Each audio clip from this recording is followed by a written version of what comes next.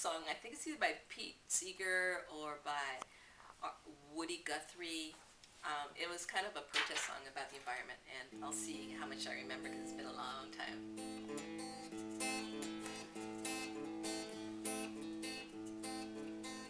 Mr. Thompson calls a waiter, orders steak and baked potato, and he leaves the bone and gristle, and he never eats the skin. The busboy comes and takes it with the cough, contaminates it, and he puts it in a jar with coffee grounds and sardine tins. And the truck comes by on Thursday and carts it all away, and 1,000 trucks just like it are converging on the bay. Garbage, garbage, they're filling up the sea with garbage, garbage, garbage, garbage, garbage, garbage, garbage, garbage, garbage, garbage, garbage. What will you do when there's no place left to put all the garbage? Getting home and taking off his clothes, he settles down to the daily news while the kids do homework with the TV in one ear. Well, Spider-Man for the 1,000th time sells talking dolls and conquers crime. They dutifully learn the date of birth of Paul Revere. Wait, something's that tune.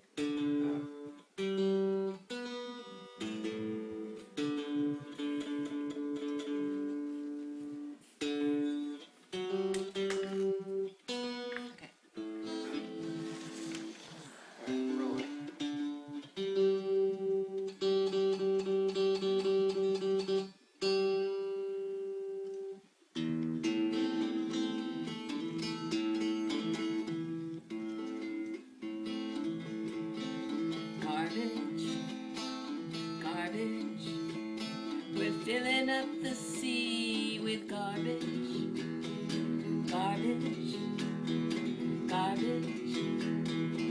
What will we do when there's no place left to put all the garbage?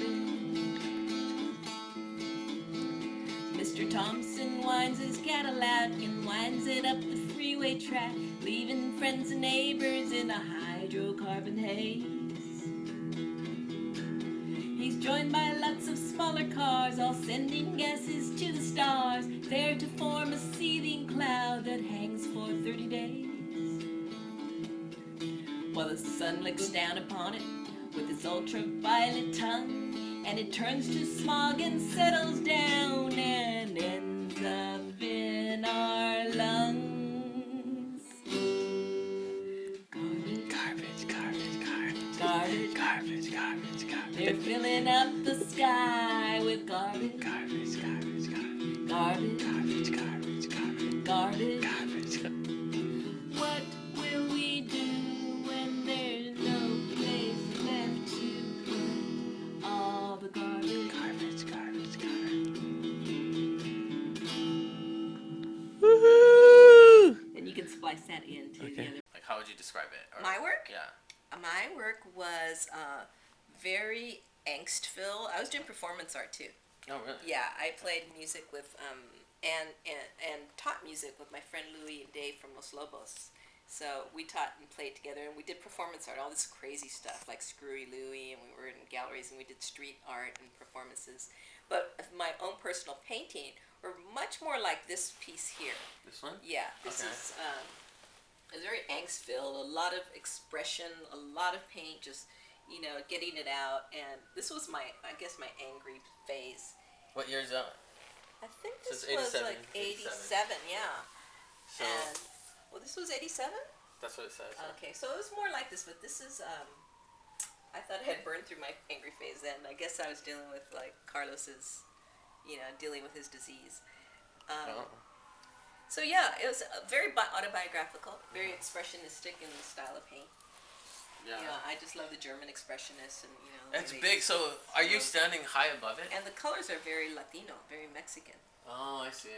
Sometimes I climb ladders and I just throw paint on the floor and swirl paint. I like to is kind of a joke that the tools that I use on some of these paintings is I paint with brooms. So it's like you know, the icon of an oppressed woman. You know? A Mexican woman. I'm using it to paint. So you did a little birthday cake and actually, cupcake and a you. chair. I have that right here. Oh, you do? Yeah. Oh, I love it. I have. Here's the birthday cake. Yeah. Here's the cake. You can zoom in on that when we pull out the chair.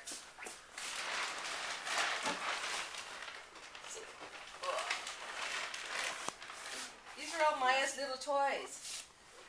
Oh yeah. Yeah, these were. I remember this chair. These were her toys because I was like kind of like, okay, what do I do now? I'm kind of tired of doing the images that I was normally doing. Like I told you, I felt like I was repeating myself. So I said, I'm gonna just get all her toys and start painting them.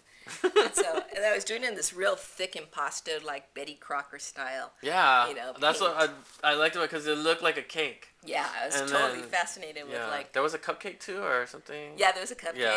There's a whole bunch of different themes. Yeah. And then when my mom got sick, when Nana got sick with cancer, I went, you know, I was doing again the heavy duty, like hardcore, like getting all the emotion, the pain out. You know? Oh wow. So I it had to do with a lot of healing. That's when I was interested in curanderos and santeros, like Latin American healers, because I wanted someone to heal her, you know. And I was like so against any spirituality at that point because I was hardcore political. And so I'm like, it was kind of like leading me back to like some other answers beyond myself, like, you know, who is God, why is this happening, and all that stuff. And so I was like opening to that. And then so the santeros actually came and worked with her a little bit, but you know, it was just like. How did she feel about that? She was open to it. Because she was Catholic, right? Yeah, but you know, I think there's a history in our family because she had this oracle, this book in her kitchen cabinet all the time. It's called the Oráculo, which is an oracle. It's like a spiritual, like fortune-telling book. And then everyone would come to her, like, to heal them. Like, she'd have these old wives, you know, remedies, and they'd come and do stuff. And she'd also give people B12 shots, the whole neighborhood. And she was a nurse. So she was like a healer, you know. And I think her grandmother had this, like, some of those gifts too. So it might be in the lineage. You know, you kept it on the down low back in the day because, you know, was that witch hunts and stuff. Witch hunt? Yeah. Was that why there was pakalolo in the backyard? Was that a healing thing? It was for the kids in the oh, really? household. Oh, okay. No, we were growing it, and she was kind of cool about that. You know, she was from like tropical Mexico where they were growing all kinds of stuff, and she would be okay with us smoking pot if we were smoking it at home. So she let us grow a plant in the backyard, and then the gas man saw it one time, and she made us pull it out and destroy it. Because I came into the house one time with the leaf. I was like, look what I found. Yeah. Did you know what it was back then? I had an idea. Because I had a gold-plated one that I bought at the swap meet. Oh, that's right. Yeah. I remember that. It's not easy making a living out of being an artist.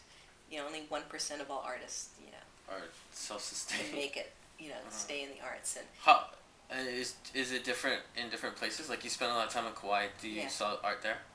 no, I don't sell art there. I get inspired there, and then I come back here and make art, and I sell it here. This is kind of my base. I used to have a gallery at Stone's Gallery on Kauai, which was the only contemporary art gallery in Kauai, but the hurricane blew it away. So there's really no venue for contemporary artists on Kauai.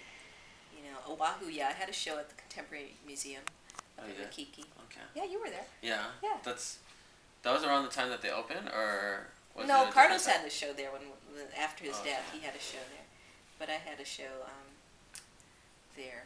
That was cool. What did you show there?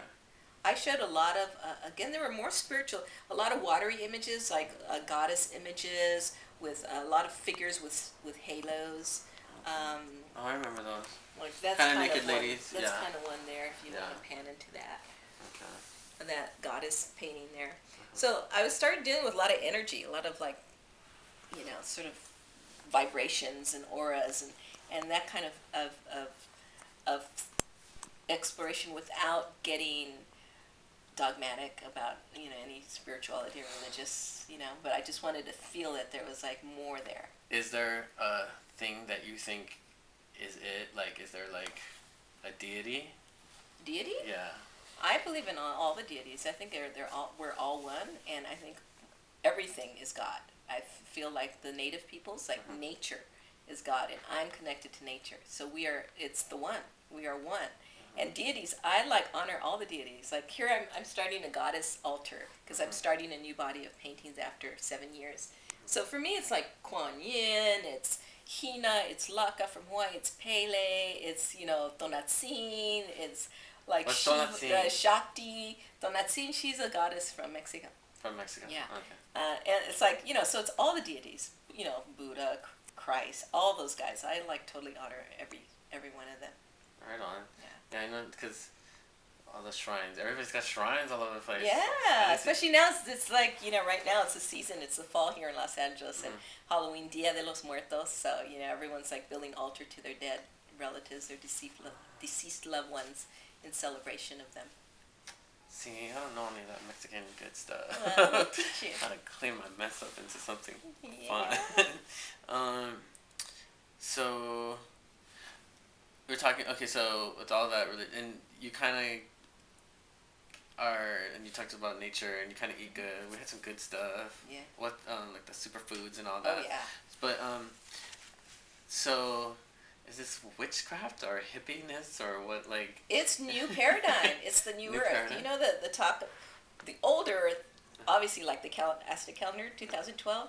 They predicted the prophecies was like it was the end of the old way of life. It's not going to be the end of the world like this new movie that's coming out. It's not like there will be earth changes, but that's old paradigm. That's patriarchal paradigm, which means like it was man's world ran the world. Where the Dalai Lama recently said that it's Western women who are going to save the planet. So it's the rise of the matriarch, of the feminine, sacred feminine powers to balance out the sacred masculine powers. It's not like we're going to rule. It's just like we got to balance that out because that's what's going to save the planet. The patriarch is very heavy into ownership and war. They're warriors.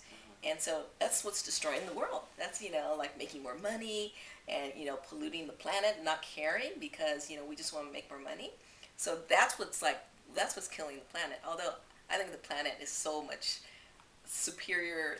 We're part of it, but, the planet's not going to die that easily. It'll shake us off before she dies. So it'll shake us off. Like we're going to die before the planet does. Yeah, I mean, but we don't have to get to that point. So if we respect and honor nature as one with it, and if we respect the feminine powers and allow that to have a voice and allow respect the feminine powers. Huh? Absolutely. Goddess power. Goddess power. So new paradigm is new earth. Okay. Like it's old earth, and let's create new earth. There's plenty for everyone. We could feed everyone. We could all be happy in the world. We're all one family in the world, and we're fighting over borders and territory, and it's crazy. So that's what I'm putting out there. That's what I'm promoting. You're a healer, right? Huh? She's a healer, right? Yeah, I think we all have healing capabilities. I think we're all healers. But I am consciously studying healing modalities because I thought you were going to say I am more healy than most of you. I'm healy. Yeah, healing modalities, and for me because I feel like the artist is a healer. So for me, however I can use my art, whether it's music as healing, sound healing is very big. It's been big for ages, like for centuries, for generations. Back in ancient time, it was about sound that transfers frequencies that change the vibrations of molecules and cells, and it can heal you. And if the healer is like sending that intention to like surround all the cells with light and stuff, people get healed that way. Art too. Art is a very healing, process, and for the artist, but also for the viewer. So if you're making inspirational pieces of art that shed light, then it's very healing. This really angry, angst-filled painting was healing for me because it released my toxic emotions.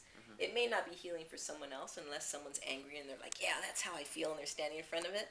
But I'm choosing to do more like healing images.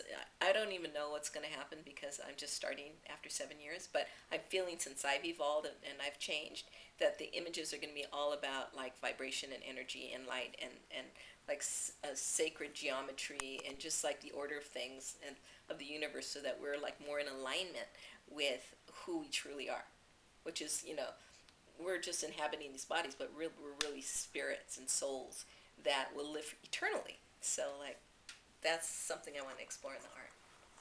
Okay, so can we do some music first? So does sound healing involve music? What is sound healing? Well, there's lots of different types of sound healing. Some sound healers that I've met just use their voice and they tone, and they do tones that send a certain vibration and a certain intention to the person they're working on. Other sound healers use electric, instruments. I have studied with a Peruvian sound healer who came to Kauai, and that's where I met him. I took his workshop, and it's interesting because I went back to my roots, because I used to play South American and North and Mexican folk music back when I was in college.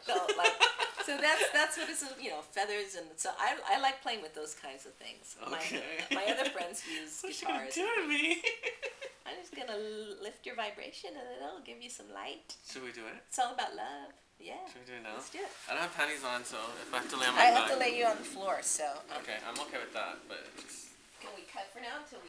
Rolling. Whoa. I still wasn't ready for that. So I guess Elsie's gonna give me. It's called a sound healing, right? I don't know what this blindfold smells like, but it smells kind of good. That's lavender. It's lavender? Yeah, scents are a big part of sound, of all the healing exploration. I'm putting agua florida from Peru on you. Agua Florida? Agua florida. Flower water? Flower water. Smells like flowers. And you hit the chakras. So just relax, take deep breaths. Where should my arms be? Wherever they're comfortable. Yeah, if you can actually lay them out with your palms up, that would be great. This is a tea leaf from Kauai, from my house on Kauai. I always bring some back with me to bless the space. So I will use this in burning some incense. First you conjure up the spirits with smoke, very much like on altars. And it's a purification, and we ask in all 4 directions and all 6 directions, north, east, west, south, to be in alignment with us, to be here. We ask our ancestors to be here, to share with us, to warm their hands by our fires, to heal, to inspire.